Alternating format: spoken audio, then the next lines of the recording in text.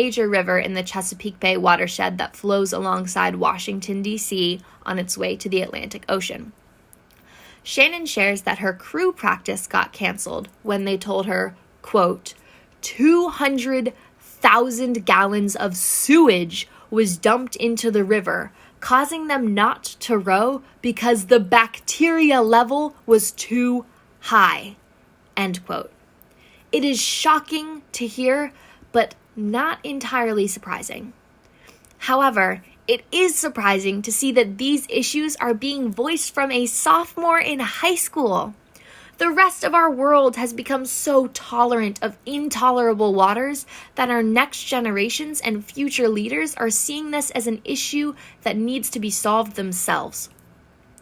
Her blog post continues to make the point that pollution is no longer just a matter of environmental safety, but it is also making large waterways unavailable for recreational use.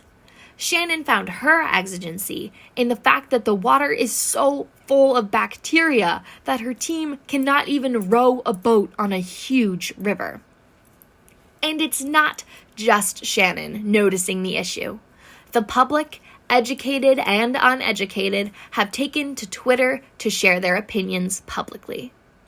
Twitter user @Stargenio shares his 250 character or less opinion in typing, "Fuck the fishing industry. It's consumer manipulation. It's not your plastic straw. 46% of pollution is fishing nets, not including other gear. The oceans may be empty by 2048, end quote. Although this Twitter terror puts himself at a disadvantage before even reading the quote, meaning his punctuation makes him seem uneducated, he makes a couple of different interesting points. The first of which is that the fishing industry is the main cause of ocean pollution.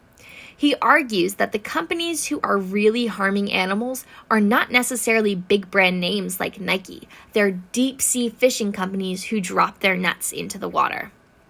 Adding on to this, the user also points out the manipulation of the plastic straw. It was a glorious time a few years back when Starbucks handed out coffee through the drive-thru window with a straw, back before Starbucks saved the turtles by switching their straws to lids. Stargenio argues that the purpose of Starbucks losing their straws, similar to Nike, was to manipulate the public into believing Starbucks is environmentally friendly, when in actuality, the percentage of ocean pollution made up of plastic straws is quite small. His final point is that the ocean will disappear by 2048. To point out the obvious, the ocean will not evaporate and disappear in the next 30 years.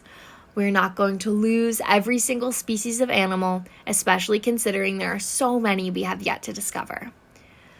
But by adding this to the end of his tweet, Stargenio loses a lot of credibility. But the point I would like to make is that it makes the audience think, especially considering who the audience for this tweet could be. This is simply a tweet.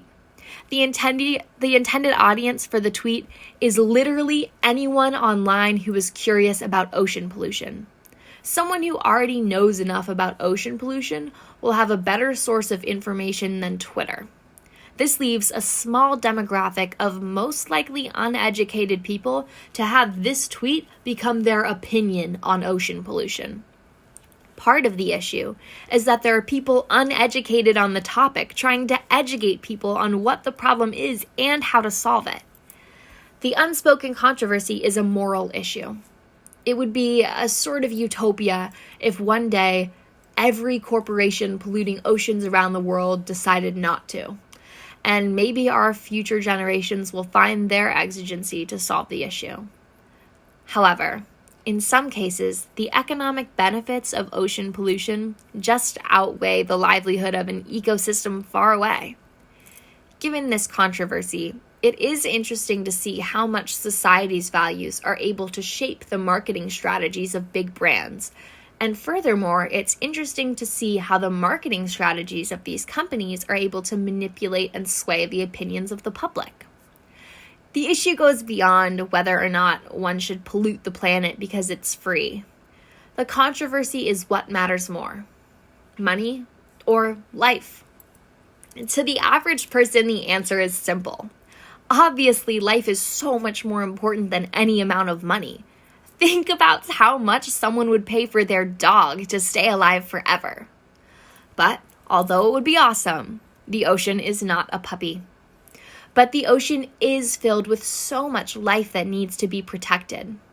With such a big issue facing our world today, humanity cannot just rely on the average person to comprehend the complex world of economics and morality. We need to look at academic journals to truly grasp the concepts and determine where to move forward from here. In his article, A Sustainable Ocean Economy, Innovation and Growth, Kramer states that, quote, 5 large marine ecosystems are now most at risk.